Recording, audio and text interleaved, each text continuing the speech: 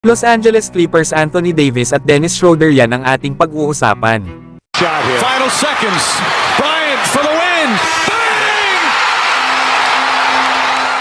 Charles Barkley kampi naman ngayon dito sa Los Angeles Clippers. Sinabi kasi ni Barkley na ang Clippers daw ang pinaka-nakakatakot na kupunan sa West. Para pa kay Barkley ay kahanga-hanga daw itong si Kawhi Leonard, lalo na daw kapag ito ay healthy. Isa nga daw si Kawhi sa top 5 best basketball player sa mundo.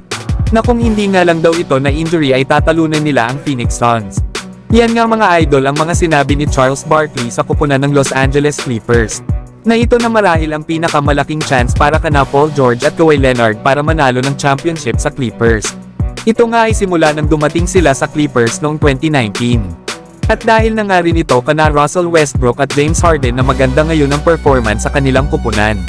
Na sa last 15 games nga nila ay meron silang 13 wins at 2 losses. Na ngayon ay nasa pang 4th seed na sila sa West na may record na 22 wins and 12 losses. At dahil na nga rin ito kay Kawhi Leonard na mukhang bumalik sa pagiging prime. Nasa kanya nga daw 29 games ay nag-a-average ito ng 24.6 rebounds at 3 assists per game. Na meron namang 52% shooting.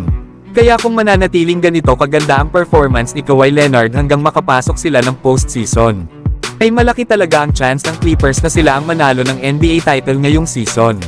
Samantalang former coach naman na si Doc Rivers, ipinaliwanag naman ang perfect role ni Anthony Davis sa kanilang kupunan. Lalo at alam naman daw natin na itong si Davis ay nagde-dominate defensively. Kaya rin daw ni Davis ang makascore, pumasa at madami pa nga daw itong kayang gawin. Na kung tatanungin nga daw si Davis kung ano ang gusto niyang gawin kada game, ay panigurado daw na gusto nito maging dominate sa depensa.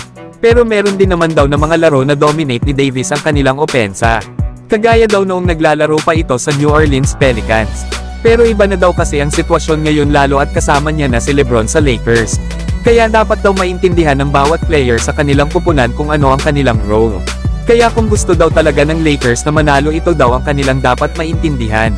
Simula kasi nang dumating si Coach Darvin Ham sa Lakers last season ay isa na nga sa kanyang mga problema ay kung papaano niya gagamitin ang iba nilang player sa kanilang rotation. Na kung last season ay hindi magamit ang iba nilang players dahil sa sobrang dami. Ngayon naman ay dahil sa limitadong mga players dahil naman sa injuries. At ang iba pang starters katulad ni D'Angelo Russell at Austin Reeves ay inilagay pa ni Coach Darvin Ham sa kanilang second unit. Na kumbaga mga idol ay wala pa talagang permanent na starting 5 itong Los Angeles Lakers dahil sa pabago-bago pa nga ito. Kaya naman ay merong ibang mga Lakers players ang napo-frustrate na dito kay Coach Darvin Ham. Na ito talaga yung dapat ma-improve ng Lakers, ang tamang rotation ng kanilang kupunan. At dapat nga din maintindihan ng bawat manlalaro kung ano ang kanilang role. Na dito panigurado ay gaganda ang flow ng kanilang depensa at opensa. Pero kayo mga idol, ano ang masasabi nyo sa mga sinabi ni Doc Rivers? Samantalang maaari namang bumalik sa Lakers ang dati nilang point guard na si Dennis Schroeder.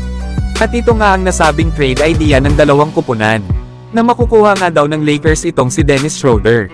Habang makukuha naman ng Toronto Raptors itong sila Gabe Vincent at Jalen Hood-Schifino.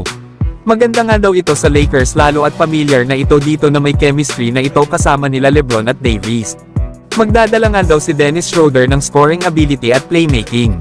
Na ngayong season nga ay nag-a-average ito sa Toronto Raptors ng 14 points at 7 assists. Maganda nga daw talaga si Schroeder para sa Lakers dahil magkakaroon sila ng ball handler at isang facilitator sa floor. Isa pa ay maaasahan din daw ito sa kanyang bilis at depensa. Pero kayo mga idol, gusto nyo ba na ibalik ng Lakers itong si Dennis Schroeder? So hanggang dito na lang tayo mga idol. At huwag nyo naman kalimutan mag-subscribe bilang pagsuporta.